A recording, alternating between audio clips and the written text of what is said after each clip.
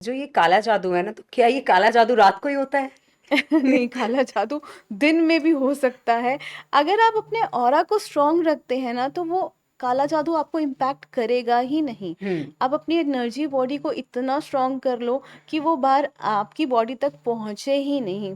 जैसे बहुत सारे लोगों का इम्यून सिस्टम बहुत लो होता हुँ, है, वैसे ही ऑरा भी लो और हाई होता है।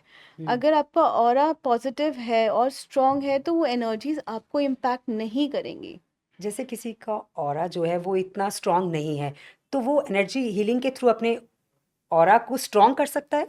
बिल्कुल, बिल्कुल। जो लामा फेरा है हुँ, उसमें 12 सिंबल्स हैं जो 4,50,000 मंत्रों की शक्ति से बनाया गया है। हुँ, उसमें उससे हम जब ऑरा में सिंबल्स बनाते हैं तो हम ऑरा को स्ट्रॉन्ग कर सकते हैं। It's like a multivitamin for your aura.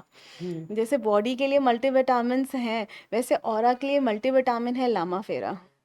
और मैंने कहीं पढ़ा था, कुछ ऐसे कह रहे थे कि अगर आपको ये देखना हो ना कि आपके घर में नेगेटिव एनर्जी है या नहीं है, तो आप एक गिलास लीजिए, गिलास में जो है पूरा पानी भरिए, उसमें लौंग डाल दीजिए। अगर लौंग जो है वो नीचे चली गई, तो इट मीन्स कि आपके घर में बहुत कुछ नेगेटिव है, और नहीं जाती है तो सब कुछ पॉजिटिव है।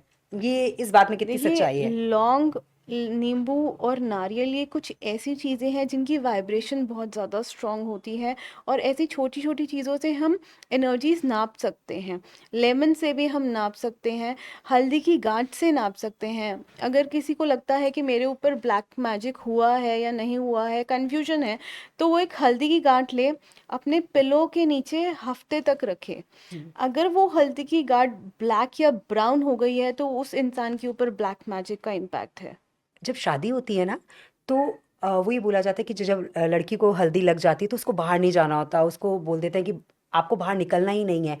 तो मतलब कुछ कुछ हो जाता है ऐसे में या क्या? क्योंकि ऐसा बहुत सी लड़कियों के साथ होता है कि बाहर निकलना चाहती हैं, लेकिन अब हल्दी लग गई है तो अब 2 दिन तक तो आप बाहर नहीं निकलोगे। मतलब उसका रीज़न देखिए, शादी के टाइम पे सबने देखा होगा कि एक लड़की के फेस पे अलग चार्म आता हम्म। है, एक ग्लो होता है।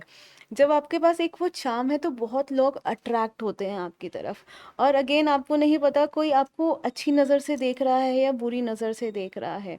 उस टाइम पे एनर्जीज इतनी ज़्यादा स्ट्रांग होती है एक फीमेल की, उसका ऑरा इतना ब्राइट हो जाता है कि वो नेगेटिव एनर्जीज भी बहुत इजीली अट्रैक्ट कर देती है। और उस टाइम पे बाहर जाना भी नहीं चाहिए, because that is the best part of your life, getting married.